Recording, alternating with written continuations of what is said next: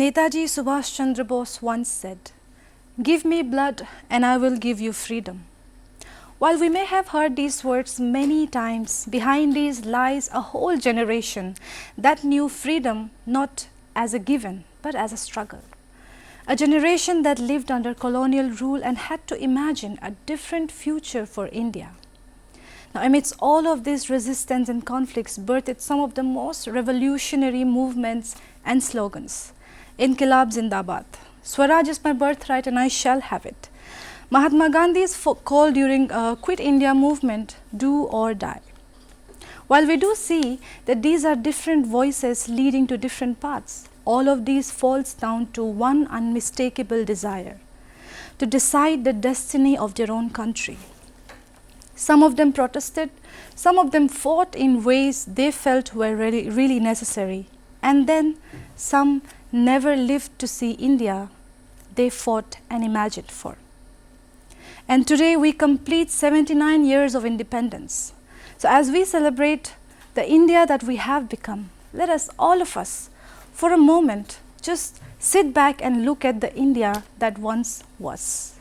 And what better way to revisit a history than through the melodies and songs that have traveled with it, carrying all the emotions. So welcome everyone, as Didi Arun Prabha presents to you a very special musical segment in celebration to the 80th Independence Day. And before we move forward with the program, allow me to introduce our two incredible artists that have joined us today with their magical voices. We have Ms. Ibu Gara Kamgo and Imek Gara Mara, who will be presenting us the song and taking us on a musical journey. For the first song we have, it has become inseparable from the word motherland. Vande Mataram, which means I bow to thee, O mother. It was written by Bankim Chandra Chattopadhyay. He was a very well-renowned Bengali poet. And in his words, the motherland is not simply a territory, but as a mother, one that is worthy of love, reverence and devotion. So let's all immerse ourselves in the first melody of today's program.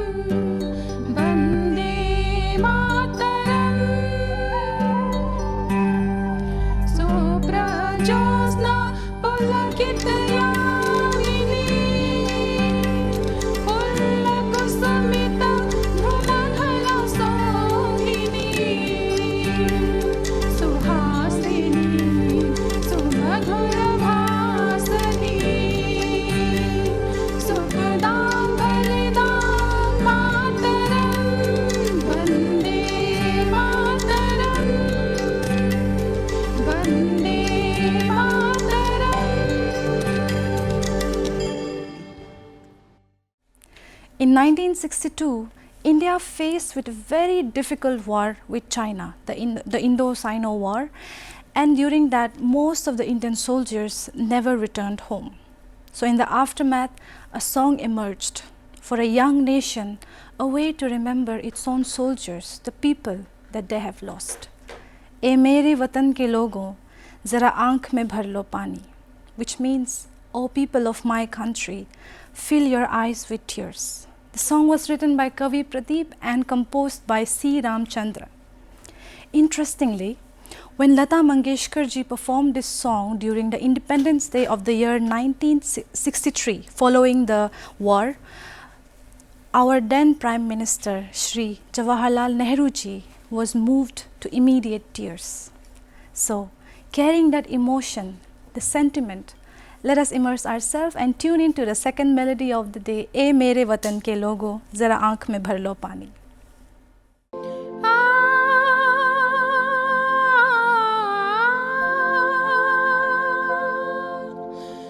ए मेरे वतन के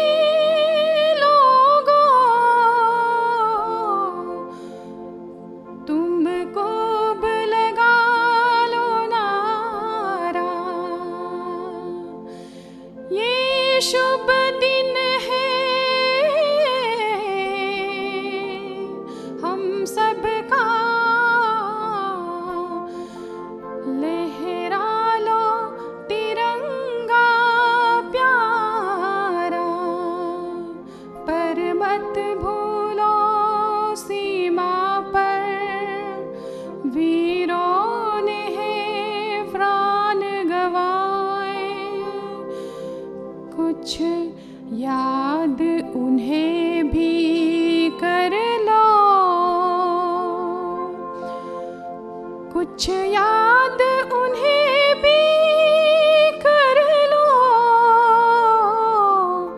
जो लौट के घर ना आए, जो लौट के घर ना आए।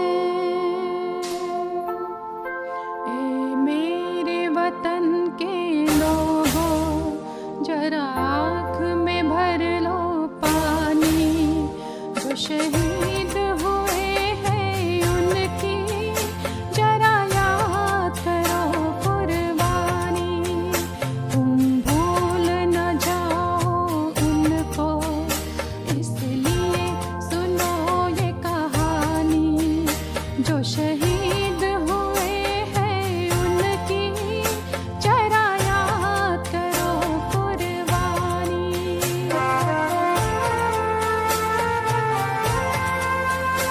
जब घायल हुआ हिमालय, कतरे में परी आजादी, जब तक थी सांस लड़े वो, जब तक थी सांस लड़े वो, फिर अपनी लाश बिछा दी, संगीन पे धड़कर माथा, सो गए अमर बलिदानी, जो शहीद हुए हैं उनकी जरा याद करो कुर्बानी।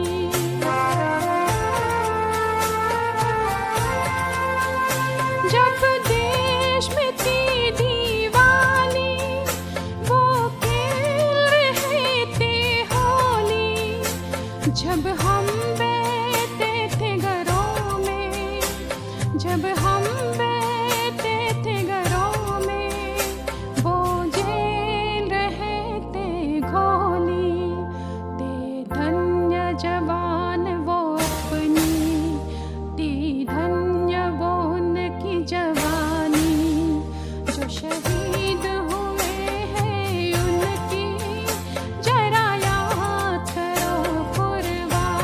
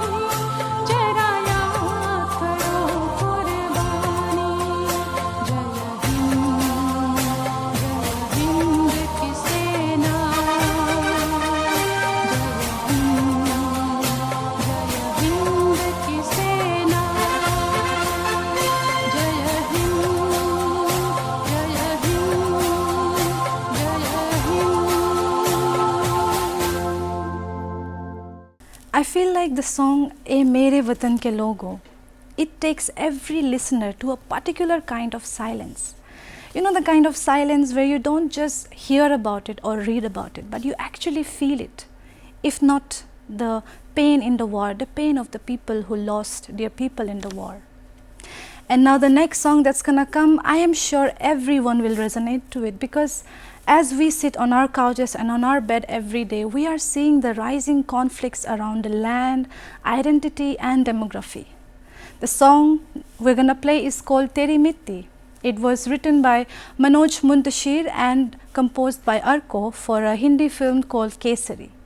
This song is about the 1897 Battle of Saragarhi, where 21 Sikh soldiers from the 36th Sikh Regiment fought against a much larger Afghan force.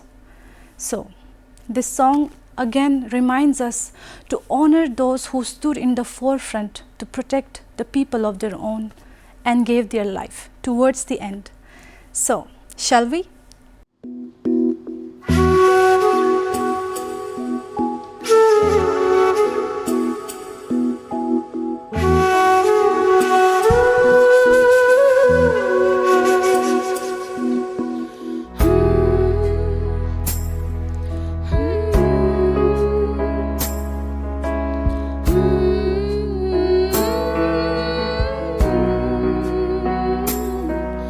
और आज ना वे तेरी सांसों पे थोड़ा सा बदन का भी है करता, ना देख मुझे यूं मुड़ मुड़ के, तेरा मेरा साथ यहीं तकता। ये तेरी ज़मीं तेरे खून से ही तो सजते संवरते हैं रांझे, तेरे इश्क की मैं हकदार नहीं, तेरे ही तो धरती है रांझे। तेरी मिट्टी में मिल जावा गुल बनके, मैं खिल जावा इतनी सी है दिल की आरज़ू। तेरी नदियों में बह जावा, तेरे खेतों में लहरावा इतनी सी है दिल की आरज़ू।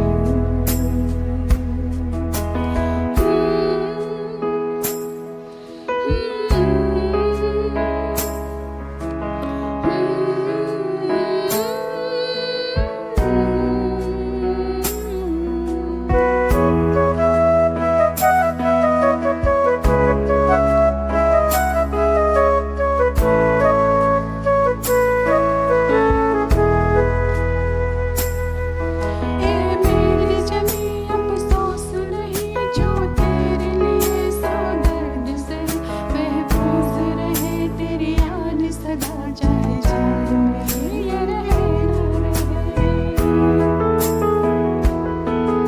ए मेरी ज़मीं महबूब मेरी नस नस में तेरा इश्क बहे, फीका न पड़े कभी रंग तेरा, जिस्म से निकल के कौन कहे। तेरी मिट्टी में मिल जावा गुल बनके, मैं खिल जावा इतनी सी है दिल की आरज़ू। तेरी नदियों में बह जावा, तेरी फसलों में लहरावा इतनी सी है दिल की आरज़ू।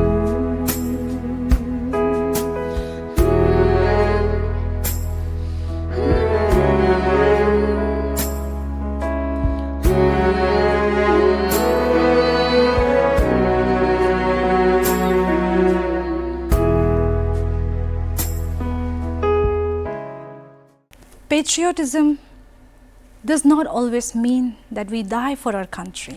Sometimes it simply means that we live for it, we fight for it, we speak up for it, we stand up for it, and then we leave it in a better place than where we found it.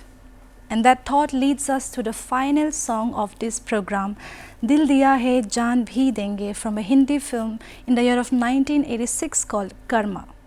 In fact, this song was one of the most iconic patriotic songs of its era. So while holding on to the spirits together, let us immerse ourselves once last time in a song that echoes the promise of a nation that is filled with love and sacrifice. Ladies and gentlemen, here is Dil Diya Hai Jaan Bhi Denge.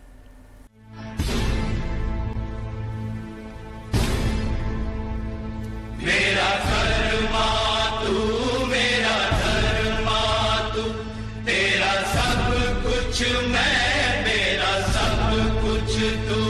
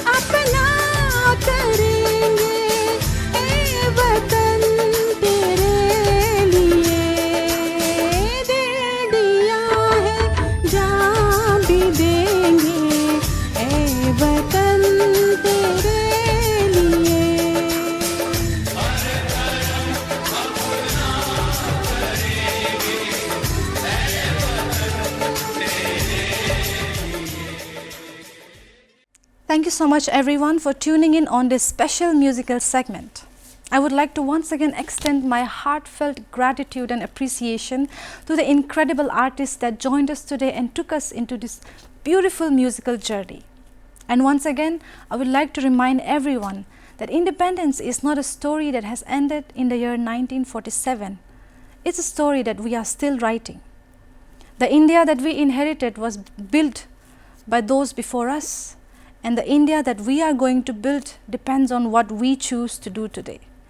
And may we never get so accustomed to freedom that we forget and lose its worth.